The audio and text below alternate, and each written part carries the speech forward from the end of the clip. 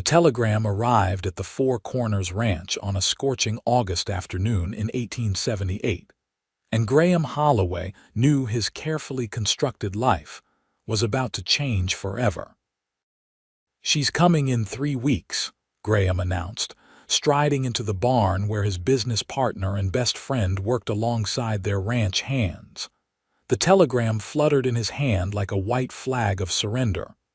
"Miss Eleanor Kendrick, from Boston." The barn fell silent except for the shuffling of horses in their stalls. Graham watched as the other men processed this information, particularly the one man who rarely spoke but whose opinion mattered most. Gideon Hartwell looked up from the saddle he was mending, his calloused fingers stilling on the leather. His dark eyes met Graham's briefly before returning to his work. "Congratulations," he said simply, his voice low and measured. "It's about time you settled down," chimed in Frank, one of their senior ranch hands. "This place needs a woman's touch." Graham forced a smile, though his stomach churned with uncertainty. The advertisement had been Graham's idea, born from a practical need rather than romantic longing. The Four Corners Ranch in Abilene, Kansas, sprawled across 1,500 acres of prime cattle country, and it demanded more work than 2 bachelors could manage alone. A wife would bring stability, domesticity, and eventually children to help build the legacy they had worked so hard to establish. What Graham had not anticipated was the gnawing guilt that accompanied the arrangement. He had placed the advertisement in the Boston newspaper alongside his name and Gideon's, describing their successful ranch and comfortable lifestyle. Multiple women had responded, but Eleanor Kendrick's letter had stood out. She wrote with intelligence and humor about her desire for a new life in the West, away from the stifling expectations of Boston society. Her photograph showed a pleasant-looking woman with kind eyes and a gentle smile. The problem was that Graham had not been entirely clear in his responses about which partner would be her husband.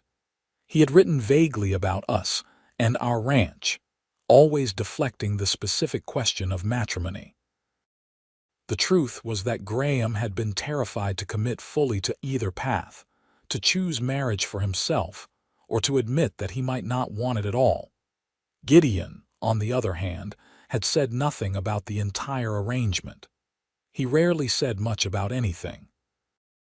In the 5 years since they had pooled their resources to purchase the ranch, Gideon had proven himself invaluable, tireless, and utterly private. He worked from dawn until dusk, handled the horses with an almost supernatural gentleness, and kept his thoughts locked away behind an impassive expression.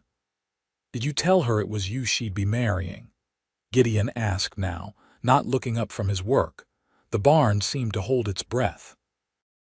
"I said one of us would make her a good husband," Graham hedged, Gideon's hand stilled again. When he finally looked up, there was something unreadable in his expression. "That was not honest." "I know," Graham admitted, running a hand through his sandy hair. "I thought I'd figure it out before she arrived. Maybe you would want to meet her too, and we could all decide together." "I do not need a mail-order bride," Gideon said flatly. He stood, brushing dust from his worn denim pants. "You placed the advertisement. She is coming for you." Before Graham could respond, Gideon walked out of the barn, his long strides carrying him toward the open range where the cattle grazed in the afternoon sun. The 3 weeks passed too quickly. Graham threw himself into preparations, directing the ranch hands to repair the front porch, whitewash the main house, and plant flowers along the walkway. The domesticity of it all felt foreign and slightly ridiculous, but he persisted. Gideon, meanwhile, became even more withdrawn. He took to sleeping in the bunkhouse with the other hands rather than in the main house where he and Graham usually resided. Their easy camaraderie, built over years of shared labor and mutual respect, seemed to fracture under the weight of Aliner's impending arrival. On the day Aliner Kendrick was due to arrive by train, Graham stood on the platform in Abilene wearing his best suit, hat in hand, heart hammering against his ribs. The Kansas heat shimmered off the railroad tracks, and sweat gathered beneath his collar. The train pulled into the station with a great hiss of steam and grinding of metal. Passengers began to disembark. Graham watched each woman who stepped down, trying to match them to the photograph he had memorized. Then he saw her. Aliner Kendrick was more striking in person than her photograph had suggested. She wore a dark green traveling dress that emphasized her slender waist, and her auburn hair was pinned beneath a sensible hat. But it was her eyes that captured his attention, bright and intelligent, scanning the platform with a mixture of hope and trepidation. "Miss Kendrick," Graham stepped forward, his voice sounding strange to his own ears. She turned, and her face broke into a relieved smile. "Mr. Holloway." "Yes, madam. Welcome to Abilene." He reached for her trunk as a porter set it down. "How was your journey?" "Long," she said with a small laugh, "but I am grateful to have arrived safely." "Your letters made Kansas sound so different from Boston that I half expected to step off the train into another world entirely." "It is different," Graham agreed, loading her trunk into the wagon he had brought. He helped her up onto the seat, acutely aware of how small her gloved hand felt in his.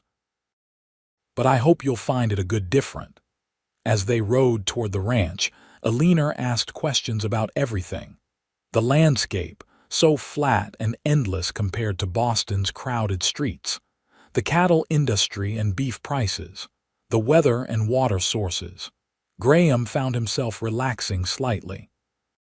She was genuinely interested, not just making polite conversation. "In your letters you mentioned a business partner," Aliner said as the ranch came into view. "Will I be meeting him as well?" Graham's hands tightened on the reins. "Yes, Gideon Hartwell. He owns half the ranch. We built it together." "How wonderful to have such a solid partnership," Aliner said warmly. "You must trust each other greatly." "We do," Graham said, and realized as he spoke how much he had damaged that trust with his cowardice about Aliner's arrival. The ranch house stood 2 stories tall, built from sturdy timber with a wide wraparound porch. It was not fancy, but it was well maintained and spacious. Graham had never been prouder of it than in this moment, seeing it through Aliner's eyes. Several ranch hands stood near the barn, pretending to work but clearly watching their arrival. Graham spotted Gideon among them, distinguishable by his height and the way he held himself slightly apart from the others. "It is beautiful," Aliner breathed. "I had not imagined anything so substantial." Graham helped her down from the wagon, and the ranch hands approached to take her trunk. He made introductions, and Aliner greeted each man with genuine warmth that seemed to disarm them. Then Gideon stepped forward. "Miss Kendrick, this is Gideon Hartwell, my partner." Aliner extended her hand, and Gideon removed his hat, revealing dark hair that fell past his collar. His weathered face bore the signs of years spent in the sun and wind, and when his eyes met Aliner's, Graham saw something flicker in them before Gideon's usual mask slid back into place. "Madam," Gideon said simply, taking her hand briefly. His voice was even deeper than usual. "Mr. Hartwell, I am so pleased to meet you. Mr. Holloway has written of your partnership with great respect." "Has he?" Gideon said, and there might have been an edge to his words that only Graham could detect. An awkward silence fell. Graham cleared his throat. "Let me show you the house, Miss Kendrick. You must be exhausted." He led her inside, acutely aware of Gideon's gaze on his back. The main house boasted a large kitchen, a dining room, a parlor, and 4 bedrooms upstairs. Graham had prepared the room at the end of the hall for Aliner, the one with the best view of the prairie and the morning light. "This is lovely," Alina said, taking in the simple but clean furnishings. "Thank you for preparing it so thoughtfully." "I want you to be comfortable," Graham said. He hesitated in the doorway. "Miss Kendrick, there is something I need to discuss with you, something I should have been clearer about in my letters." Alina turned to face him, and he saw a flash of apprehension in her eyes. "Yes. The advertisement and my letters. I was not as specific as I should have been about the terms of our arrangement." The words came out in a rush. "I realize now that I gave you the impression that marriage was certain, but I think we should take some time to get to know each other first. To be sure we are suited." Relief washed over Alina's face. "Oh, Mr. Holloway, I am so glad you said that. I was terrified you would expect an immediate wedding. I came west hoping for a new life, but I would like the chance to be certain as well." Graham felt his own tension ease. "Then we are agreed. You will stay here as our guest, help with the household as you are willing, and we will see if this arrangement might work for both of us." "That sounds very reasonable," Alina said. "Thank you for your honesty." If only she knew how dishonest he had already been, Graham thought as he left her to settle in. The first week of Alina's residence at Four Corners Ranch passed in a careful dance of politeness and adjustment. She rose early to prepare breakfast for the men, learning quickly that ranch hands required substantial meals to fuel their long days of labor. She had never cooked on such a scale before, but she attacked the challenge with determination and good humor. Graham found himself watching her with a mixture of admiration and confusion. Alina was everything he had hoped for in a mail-order bride. She was capable, kind, and adaptable. She laughed at the right moments and asked intelligent questions. She should have been perfect, but something was wrong. Graham felt no spark when he was near her, no quickening of his pulse or desire to touch her hand. He enjoyed her company the way he might enjoy the company of a friendly neighbor or a cousin. The thought of kissing her, of sharing a marriage bed with her, left him cold. Meanwhile, Gideon had become a ghost. He appeared for meals, ate in silence, and disappeared again to work with the cattle or the horses. When Alina tried to engage him in conversation, he answered in monosyllables and found excuses to leave. "Have I offended Mr. Hartwell somehow?" Alina asked Graham one evening as they sat on the porch watching the sunset paint the prairie in shades of gold and crimson. "He seems to avoid me." "Gideon is not comfortable around new people," Graham said, which was true but not the whole truth.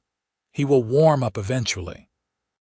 "He seems very skilled with the horses," Alina observed. "This morning I watched him working with that wild Mustang, the black one with the white star. He has such patience." There was something in her voice that made Graham look at her more closely. Alina's gaze was fixed on the distant corrals where Gideon was indeed working with Midnight, the half-wild stallion they had been trying to break for months. "Gideon has a gift with animals," Graham said slowly. "They trust him when they trust no one else." "I can see why," Alina said softly.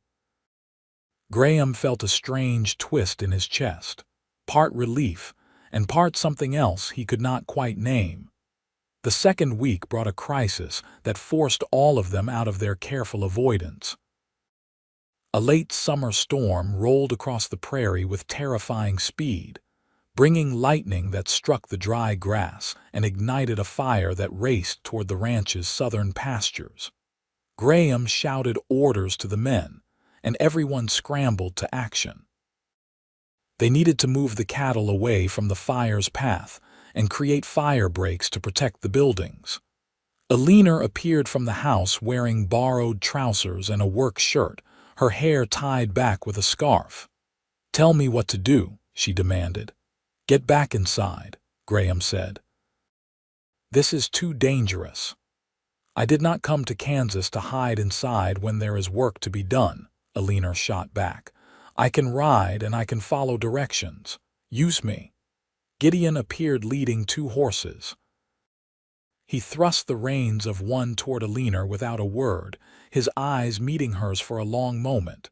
"Can you actually ride?" he asked, his voice rough with smoke and urgency. "Yes," Alina said firmly. "My father kept horses. Then come with me. We need to get the cattle in the south pasture moving north. Graham, you and the men dig the fire break." There was no time to argue. Graham watched as Alina swung into the saddle with surprising grace and followed Gideon toward the threatened pasture. Fear clutched at his heart, but there was nothing to be done. They needed every able body. The next hours passed in a blur of smoke and sweat and exhaustion. Graham and the ranch hands dug trenches and beat at flames with wet blankets. His lungs burned and his muscles screamed, but he kept working. When the fire finally died, smothered by their efforts and a blessed shift in the wind, Graham stood surveying the damage. They had lost some grazing land but saved the buildings and most of the herd. It could have been so much worse. He found Alina and Gideon near the northern corrals, both covered in ash and clearly exhausted. Alina's borrowed clothes were torn and filthy, but her eyes blazed with fierce satisfaction. "The cattle are safe," Gideon reported. "Miss Kendrick kept her head when they tried to bolt. She is a strong rider." It was the most words Graham had heard Gideon speak to him since Alina's arrival. "I had an excellent teacher," Alina said, and she smiled at Gideon. "Mr. Hartwell showed me how to anticipate what the cattle would do. Without his guidance, I would have been useless." Something passed between them in that moment, an understanding born of shared danger and mutual respect. Graham saw it clearly, and his heart sank even as a strange sense of rightness settled over him. "You both did well," he managed to say. "Let us get cleaned up and assess the full damage." That night, the household was quiet. Everyone was too exhausted for much conversation, but Graham found himself unable to sleep. He rose and went downstairs, thinking he might sit on the porch and sort through his tangled thoughts. He found Alina already there, wrapped in a shawl against the cooling night air. She started when he joined her. "I could not sleep," she said. "Too much excitement, I suppose. I know the feeling." Graham settled into the chair beside her. For a long moment they sat in companionable silence. "Mr. Holloway," Alina began, then stopped. She seemed to be struggling with something. "Graham, if I may call you that, of course. I must be honest with you about something." She turned to face him, her expression earnest in the moonlight. "You have been nothing but kind to me since I arrived. You are a good man, and I respect you greatly. But I do not think I can marry you." Graham's first emotion was relief, so powerful it nearly made him laugh. "May I ask why?" Alina bit her lip. "Because when I imagine my future, when I think about building a life with someone, it is not you I see." She paused, then added quietly, "And I think you feel the same way about me. We like each other well enough, but there is no spark, is there? No passion." "No," Graham admitted. "You deserve passion, Alina. You deserve someone who makes your heart race." "So do you," she said gently. Then, even more quietly, "There is something else I must confess. These past 2 weeks, I find myself thinking constantly about someone else. Someone who barely speaks to me but whose presence affects me in ways I do not fully understand." Graham's breath caught. "Gideon." Alina's silence was answer enough. "He is a good man," Graham said slowly. "The best man I know, in fact, but Alina, he is not easy. He keeps himself closed off. He has been hurt before, though he has never told me the details. I am not certain he would allow himself to care for someone." "I know," Alina said. "I see the walls he has built around himself, but I also see the gentleness in him, the way he treats the animals, the quiet strength. And sometimes, when he thinks I am not looking, I catch him watching me with such an expression." She trailed off, color rising in her cheeks despite the darkness. Graham found himself smiling. When you were moving the cattle today, he could not take his eyes off you. He was terrified something would happen to you, though he tried to hide it. Was he? Eleanor's voice was full of wonder. Eleanor, I need to apologize to you, Graham said. I was not honest in my advertisement or my letters. I should have been clear that I was uncertain about marriage, that I was placing the advertisement as much for practical reasons as personal ones. I should not have brought you all this way under false pretenses. But if you had not, Eleanor said, I would never have come to Kansas. I would never have discovered that I am stronger than I thought I was, and I would never have met him. She looked toward the bunkhouse where Gideon slept. I cannot regret that, even if nothing comes of it. Then let us make a new arrangement, Graham proposed. Stay here, not as my intended bride, but as part of our household. We do need help managing this place, and you have proven yourself more than capable. Take the time to know Gideon better if he will allow it, and if something develops between you, you have my blessing. You would do that? Eleanor asked.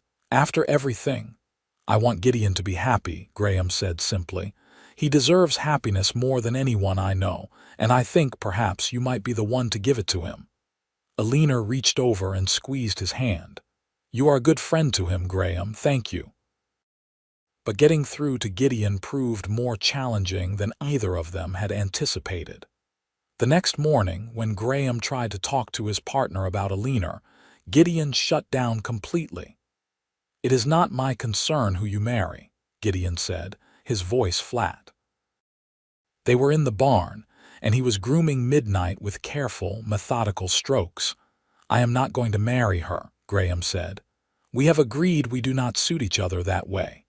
Gideon's hand stilled for just a moment before resuming their work. Then she will return to Boston. No, she wants to stay. Eleanor likes it here. She is good at the work, and we could use her help. This is not proper, Gideon said. A single woman living with two bachelors. People will talk. When have you ever cared what people say? Graham challenged. Gideon said nothing. Gideon, look at me. Graham moved to stand where his friend could not avoid him. Why are you so determined to push her away? Because she came here for you, Gideon said, his dark eyes finally meeting Graham's. Because you placed that advertisement and she responded to it, and she traveled across the country expecting to marry one of us. That was you, Graham. It has always been you that people choose. The bitterness in Gideon's voice shocked Graham. What are you talking about? Nothing. Gideon turned back to the horse. Forget I said anything. No, I will not forget it. Gideon, you are my best friend, my partner. We have built this ranch together as equals. When have I ever made you feel less than that? You have not, Gideon admitted. This is not about you. This is about me and my inability to be the kind of man women want. That is not true. It is. Gideon set down the brush and leaned against Midnight's flank. The horse nuzzled his shoulder. In my life, I have cared for 3 women. The first died of fever when I was 18. The second chose someone else because I could not provide the kind of life she wanted. The third decided I was too quiet, too boring, too closed off to make a good husband. So forgive me if I am not interested in trying again, especially not with a woman who came here intending to marry my best friend. Graham's heart ached for the pain in Gideon's voice. Eleanor is different. They are all different until they are not. Gideon pushed away from the horse. I appreciate what you are trying to do, but leave it alone, Graham. Miss Kendrick will be happier if she finds someone else, and so will I. But Gideon's words did not match his actions. Over the following days, Graham noticed the little things. How Gideon always made sure Eleanor's horse was properly saddled and ready when she needed to ride. How he positioned himself between her and any potential danger without seeming to think about it. How his gaze followed her when she crossed the yard, though he always looked away quickly if anyone noticed. And Alina was equally transparent, at least to Graham's eyes. She found reasons to be wherever Gideon was working. She asked him questions about the horses, the cattle, the land. She brought him water on hot days and made sure his favorite foods appeared at dinner. When he retreated to the bunkhouse each night, she watched him go with such longing that Graham had to look away. It was a particular kind of torture, watching two people circle each other like this, both too afraid or too stubborn to bridge the gap between them. The situation came to a head 3 weeks after the fire. Graham had to travel to Wichita to negotiate a cattle sale, a trip that would take several days. He considered asking Alina to come with him, to maintain propriety, but ultimately decided that perhaps a few days alone at the ranch might force Gideon and Alina to actually talk to each other. "You will be all right here?" he asked Alina the morning of his departure. "I could ask Mrs. Wilson from the neighboring ranch to come stay with you." "I will be fine," Alina assured him. "I am perfectly safe here." Graham looked past her to where Gideon was saddling a horse. "Take care of her," he called out. Gideon nodded once, his expression unreadable. The trip to Wichita was successful. Graham negotiated a good price for their cattle and made arrangements for the fall drive. He should have been elated, but he found himself anxious to return to the ranch, wondering what he would find when he got there. He need not have worried. When he rode up to the house 4 days later, everything appeared normal, perhaps too normal. Alina greeted him warmly and reported that all had gone smoothly in his absence. Gideon was out on the range and would return for dinner, but Graham sensed something different in the air, a tension that had not been there before. At dinner, Alina seemed subdued and Gideon more closed off than ever. Neither of them looked at each other. "What happened while I was gone?" Graham asked after the meal when the three of them sat on the porch as had become their custom. "Nothing," Gideon said. "Nothing at all," Alina agreed, but her voice trembled slightly. Graham did not believe either of them, but he could not force them to confide in him. He went to bed that night frustrated and concerned. It was Alina who finally came to him 2 days later. She found him in the office where he was reviewing the ranch accounts, and she looked as though she had been crying.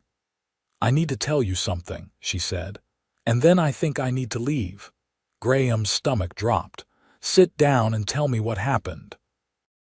Alina sank into a chair, twisting her hands in her lap. "While you were gone, Gideon and I spent time together. More time than we had before, since we were essentially alone here with just a few ranch hands in the bunkhouse. We talked, Graham, really talked. He told me about his childhood, about losing his parents, about the women who had hurt him. And I told him about Boston, about my father's debts, about why I really answered your advertisement." "Go on," Graham said gently. "And then, on the 3rd night, we were standing by the corrals looking at the stars, and he kissed me." Alina's voice dropped to barely a whisper. "It was the most wonderful moment of my life. For those few seconds, I thought perhaps everything would work out, that he might allow himself to care for me. But then he pulled away and apologized. He said it was a mistake, that he had taken advantage of me, that it could never happen again. He has barely spoken to me since." Tears spilled down Alina's cheeks. "I cannot stay here, Graham. I cannot be this close to him knowing he wants me but will not allow himself to have me. It is too painful." Graham handed her his handkerchief. "Give me 1 day," he said. "1 day to talk to him. And if he is still too stubborn to admit how he feels, I will give you the money to go anywhere you want. Boston, San Francisco, Denver, wherever you want to start over." "Why would you do that for me?" "Because you matter," Graham said. "You came here in good faith and I owe you that much. But also because I think you and Gideon are meant for each other, and I hate to see two people I care about throw away a chance at happiness because of fear." He found Gideon working with Midnight in the far corral, as he had expected. The stallion was finally allowing a saddle, a testament to Gideon's patient skill. "We need to talk," Graham said, climbing up to sit on the fence rail. "I am busy. Midnight will still be here when we are done."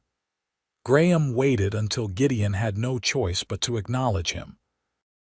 "Eleanor told me what happened while I was gone." Gideon's jaw tightened. "Then you know I behaved inappropriately. I will apologize to her again." "She does not want another apology, you fool. She wants you to kiss her again."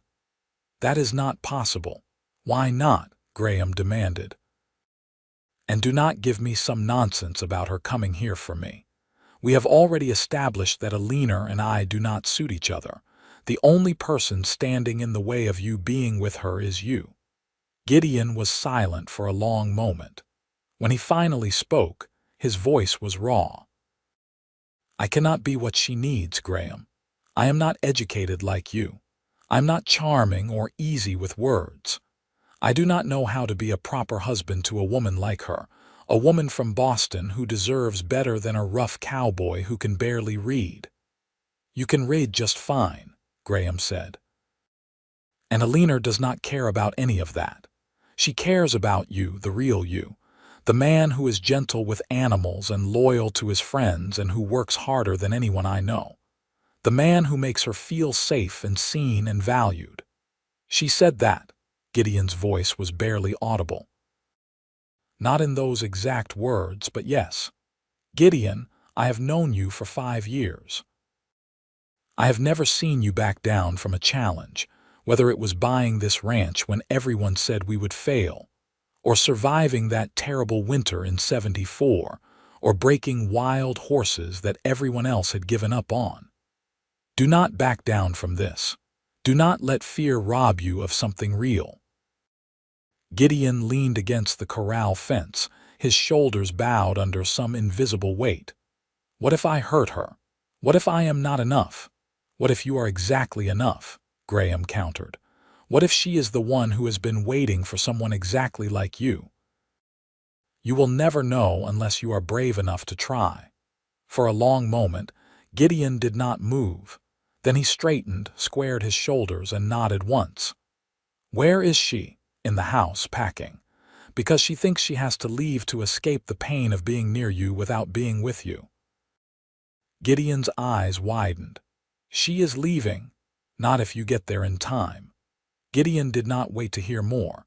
He dropped the training rope and strode toward the house with long, purposeful strides. Graham followed at a distance, curious to see how this would unfold. Eleanor was indeed in her room, and Graham could hear her moving around upstairs. Gideon took the stairs 2 at a time, and Graham positioned himself at the bottom, ready to intervene if necessary but hoping he would not need to. "Eleanor." Gideon's voice carried down the stairwell. "Please, I need to speak with you." "There is nothing more to say." Eleanor's voice was thick with tears. "There is everything to say." A pause. "I am sorry. I am so sorry for pushing you away when you are all I can think about. You are all I want." Graham held his breath. "You said it was a mistake," Eleanor said, her voice breaking. "You said we could never." "I lied." Gideon's voice was stronger now, more certain. "I lied because I was terrified. Because every time I have cared for someone, I have lost them, and I could not bear the thought of losing you too. But Graham made me realize that losing you because I was too afraid to fight for you would be worse than any other kind of loss." Silence.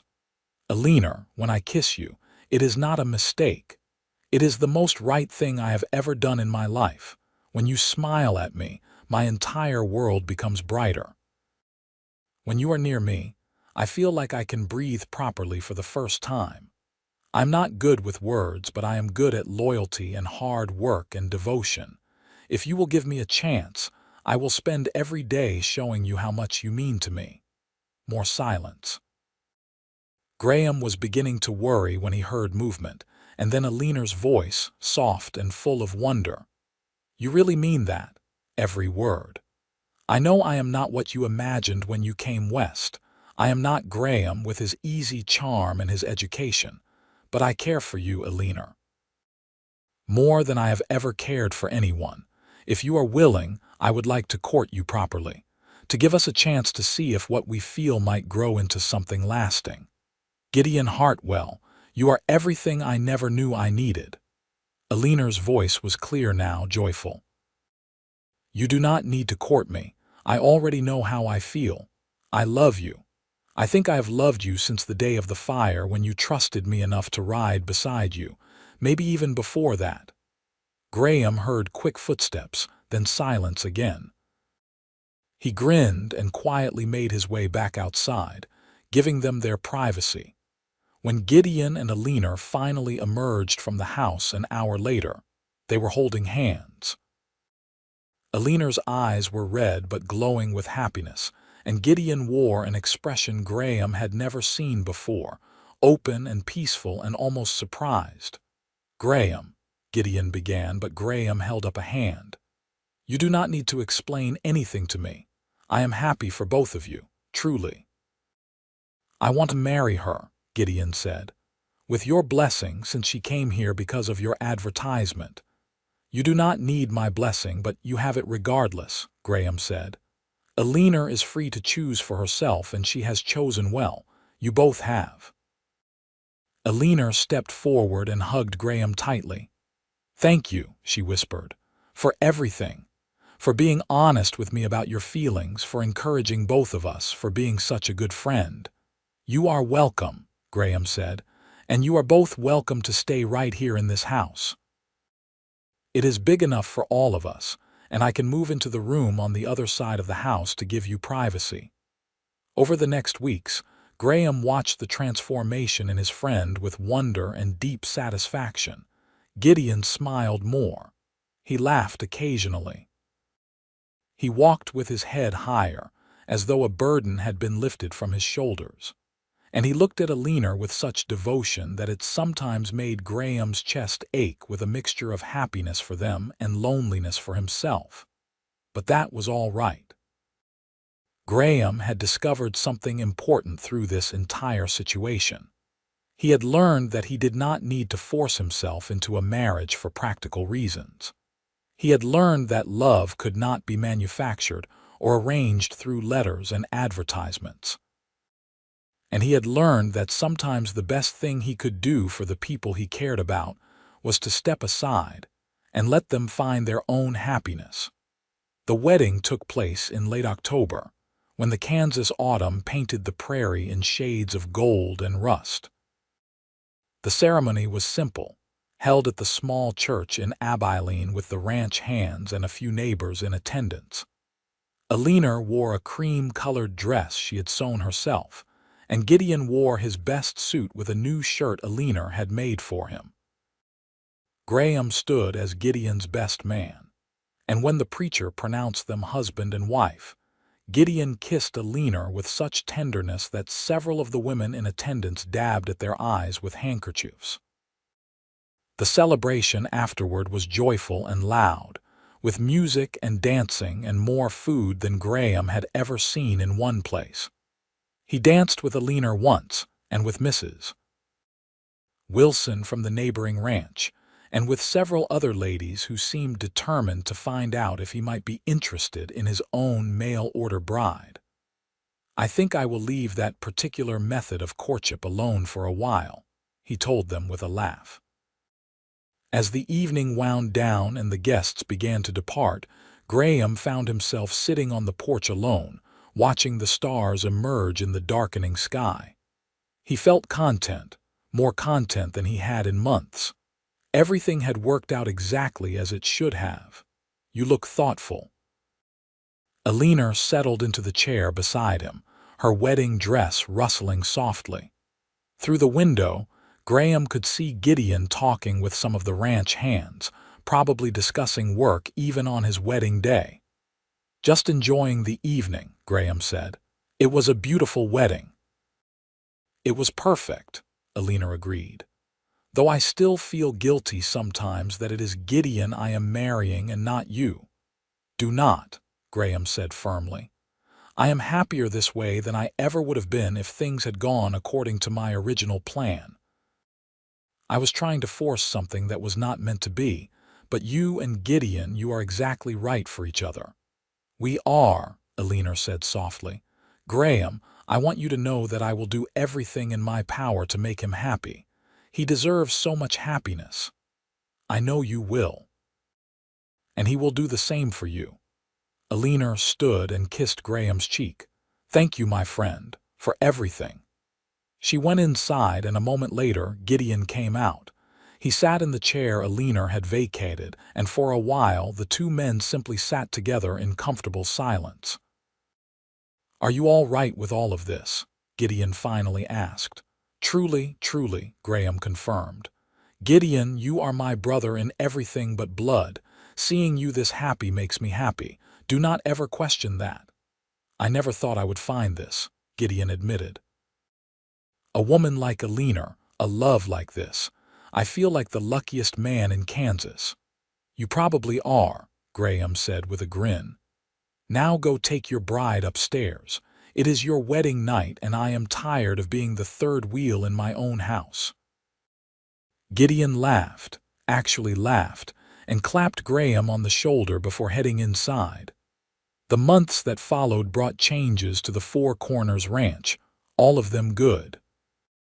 Eleanor transformed the house into a real home, adding curtains and rugs and small touches that made it feel warm and welcoming. She proved herself invaluable in managing the household accounts and dealing with suppliers in town. Her Boston education served her well when it came to negotiating prices and keeping meticulous records. But more than that, Eleanor brought light to Gideon's life in ways Graham had never been able to. She drew him out, encouraged him to talk more, to share his thoughts and feelings.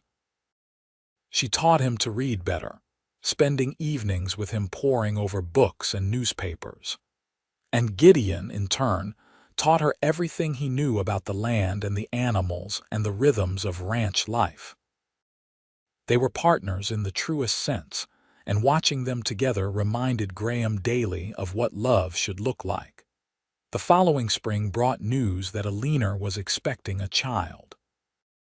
Gideon received the information with a mixture of joy and terror that would have been comical if it had not been so genuine. He became even more protective of Eleanor, trying to prevent her from doing any work at all. "I am pregnant, not fragile," Eleanor protested one morning when Gideon tried to stop her from gathering eggs. "Women have been having babies since the beginning of time." "Not my baby," Gideon said stubbornly. "You should be resting." Graham intervened, assuring Gideon that Eleanor was healthy and strong and perfectly capable of continuing her normal activities with some reasonable limitations. It became Graham's job to prevent Gideon from wrapping Eleanor in cotton wool for the next several months.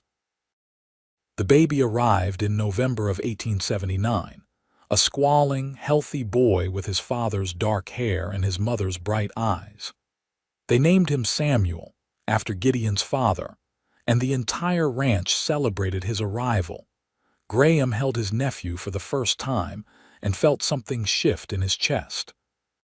Samuel was so small, so perfect, so full of potential. Looking down at the baby, then up at Gideon's overwhelmed, joyful face, Graham felt a longing he had not expected. Not for a mail-order bride or a convenient arrangement, but for something real. For what Gideon and Eleanor had found together. "You will find it too," Eleanor said softly. She was propped up in bed, tired but radiant.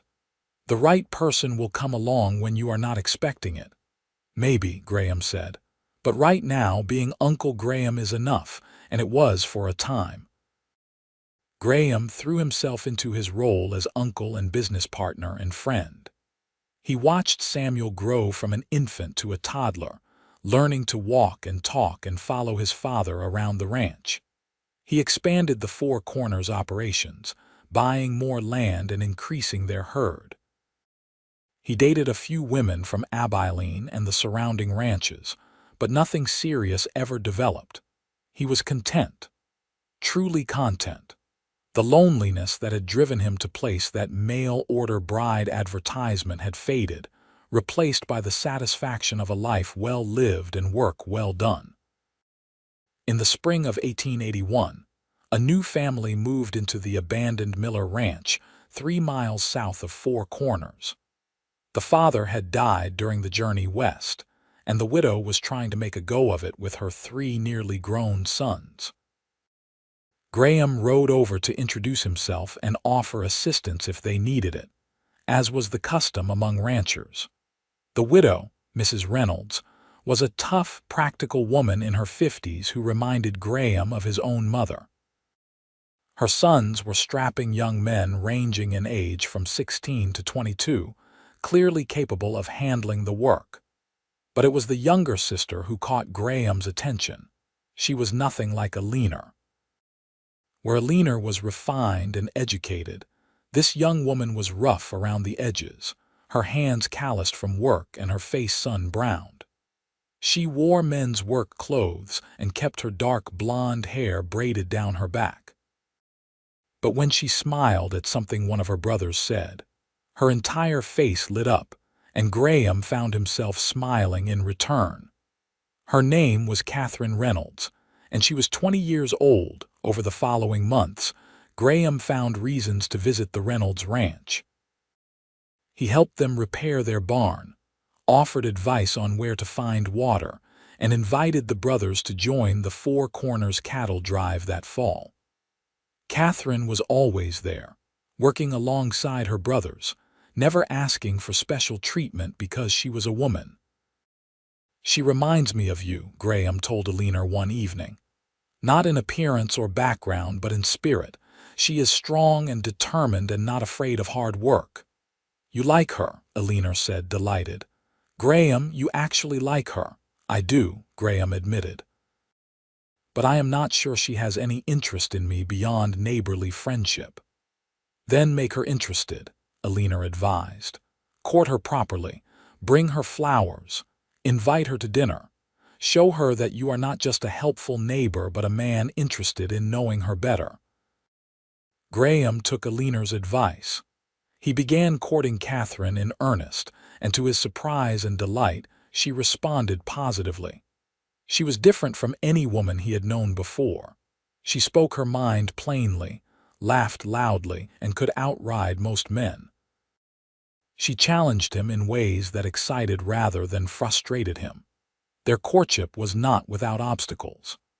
Catherine was initially suspicious of Graham's intentions, having been burned before by a man in Missouri who had courted her only to try to cheat her family out of their land. It took time for Graham to earn her trust, to show her that he valued her for herself and not for what she could bring him. But gradually, Catherine's walls came down.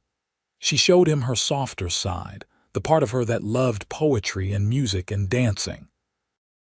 She confessed her fears about the future, about whether she and her family could make the ranch succeed. And Graham found himself opening up in return, telling her about his past, his friendship with Gideon, and how a leaner's arrival had changed all their lives. "So the mail-order bride was supposed to marry you, but she fell in love with your partner instead," Catherine said, laughing. "That is quite a story." "It is," Graham agreed, "but it worked out exactly as it should have. Gideon and a leaner are perfect for each other." "And if a leaner had married me, I never would have met you." Catherine looked at him seriously. "Do you mean that?" "Every word." Graham took her hands in his. "Catherine, I know we have only known each other for a few months, but I am certain of my feelings. I love you. I want to build a life with you if you will have me." Catherine's eyes filled with tears.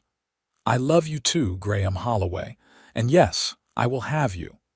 They were married in the fall of 1881 in the same little church where Gideon and a leaner had wed. Catherine wore a blue dress that matched her eyes, and Graham could not stop smiling throughout the entire ceremony. Gideon stood as his best man, finally repaying the favor, and Alina held young Samuel on her hip while dabbing at her eyes. "I am so happy for you," Gideon said afterward, embracing Graham tightly. "You deserve this. You deserve her." "We both ended up exactly where we were meant to be," Graham said. "Who would have thought 2 years ago that things would turn out this way?" "Not I," Gideon admitted. "But I am grateful every day for how it did." The years that followed were good ones. Graham and Catherine built a strong partnership, much like what Gideon and Alina shared. Catherine brought her own strengths to the ranch, particularly her skill with horses which nearly matched Gideon's. She and Alina became close friends, and the two families merged their operations, creating one of the most successful ranching operations in that part of Kansas. Graham and Catherine had 3 children: a daughter named Mary in 1882, a son named Joseph in 1884, and another son named William in 1887. Gideon and Alina had 2 more children as well: a daughter named Grace in 1882, and another son named Thomas in 1885. The children grew up together, more like siblings than cousins, running wild across the prairie and learning the ranching life from the ground up. The Four Corners Ranch prospered under the management of the 2 families. They weathered droughts and harsh winters, cattle diseases and market fluctuations, always working together to overcome whatever challenges arose. The main house was expanded to accommodate both families comfortably, with a large addition that included more bedrooms and a spacious dining room where they could all gather. Graham often reflected on how differently things might have turned out if Alina had simply married him as originally planned. They would have been comfortable enough, he supposed, but without the spark of real love. Gideon would likely have left the ranch, unable to bear being around them. And Graham never would have met Catherine, never would have known what it felt like to love someone so completely that you could not imagine life without them. Instead, 4 lives had been transformed by Alina's arrival and the courage she and Gideon had found to admit their feelings. 4 people had found their perfect matches, against all odds. One evening in the summer of 1890, the entire extended family gathered on the expanded porch of the main house. The children were playing in the yard, their laughter ringing across the prairie. Alina sat beside Gideon, his arm around her shoulders, watching their brood with contentment. Catherine leaned against Graham's side, tired but happy after a long day of work. "You remember the day you arrived?" Graham asked Alina. "How awkward and uncertain everything was." Alina laughed. "How could I forget? I was so nervous I could barely speak, and you were clearly terrified that you had made a terrible mistake bringing me here." "I thought you were meant for Graham," Gideon said quietly. "I tried so hard to stay away from you, to not care for you. I am grateful I failed." "I am grateful too," Alina said, kissing his cheek. "Though I wish we had not wasted so much time being stubborn. But you both figured it out eventually," Catherine pointed out. "And everything worked out exactly as it should have. Look at what we have built together, all of us. Look at our children, our land, our lives. This is what success looks like." "It is," Graham agreed. "Not what I imagined 12 years ago when I placed that advertisement, but so much better than anything I could have planned." "To unexpected blessings," Alina said, raising her glass of lemonade. "To second chances and new beginnings. To love that finds a way even when we try to stand in its path." They all raised their glasses and toasted, and their laughter mingled with the sounds of the children playing and the cattle lowing in the distance. The sun set slowly over the Kansas prairie, painting the sky in brilliant shades of orange and purple, and the 2 families sat together in perfect contentment. The Four Corners Ranch continued to thrive for many years. Graham and Gideon remained partners and friends until their deaths, both men living well into their 70s. Alina and Catherine aged gracefully, maintaining their close friendship and watching with satisfaction as their children and grandchildren carried on the ranching tradition. The story of the mail-order bride who was supposed to marry one partner but fell in love with the other became a family legend, told and retold to each new generation.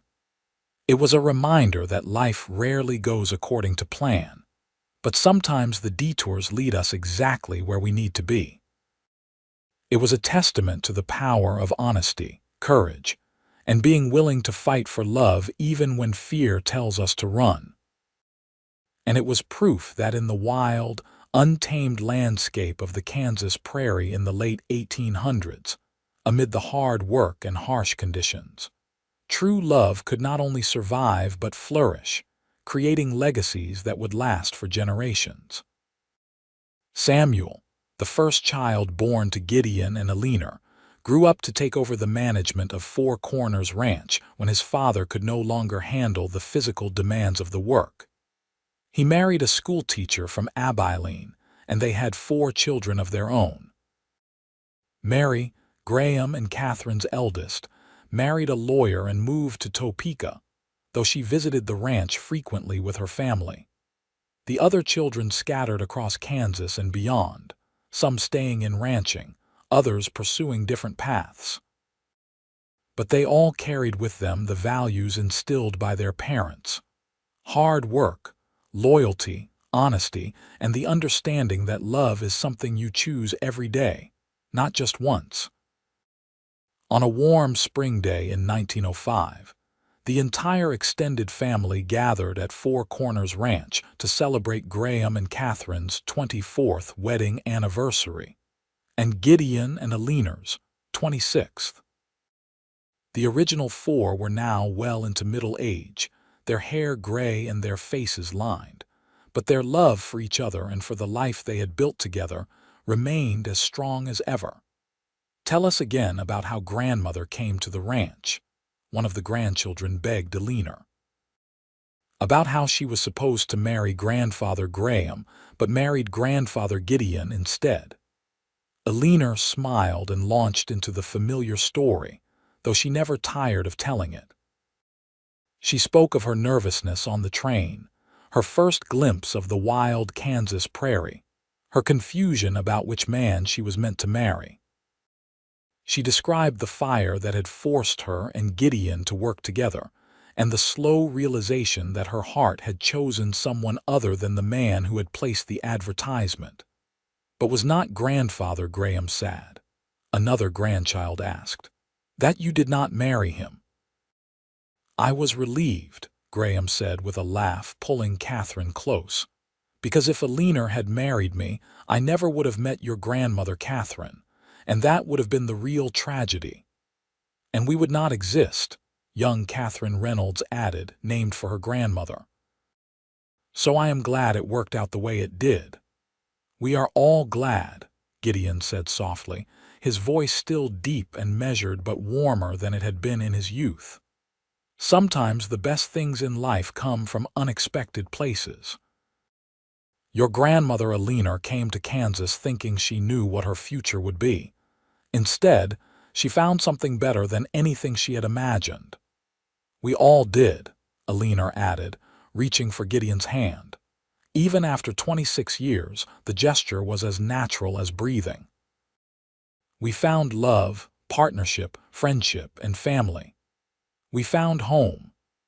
As the sun set over the prairie that evening, 4 people who had come together through a series of accidents and misunderstandings sat together in perfect harmony, surrounded by the living proof of the love they had found. The mail-order bride from Boston, the quiet cowboy who had stolen her heart, the friend who had stepped aside to let them be together, and the strong woman he had found when he stopped looking. Their story had begun with an advertisement placed in desperation and uncertainty. It had evolved through honesty, courage, and the willingness to choose love over fear. And it would continue through the generations that followed, each one carrying forward the lessons learned by two couples who had dared to follow their hearts in the wild Kansas prairie so many years before. As darkness fell and the stars emerged in the vast sky above, Graham looked around at his family, his friends, his life, and felt nothing but gratitude. The telegram that had arrived on that scorching August afternoon in 1878 had indeed changed his carefully constructed life. But the change had been for the better, leading him and everyone he loved to exactly where they were meant to be. And that, he thought as Catherine squeezed his hand and smiled at him in the lamplight, was the greatest blessing of all.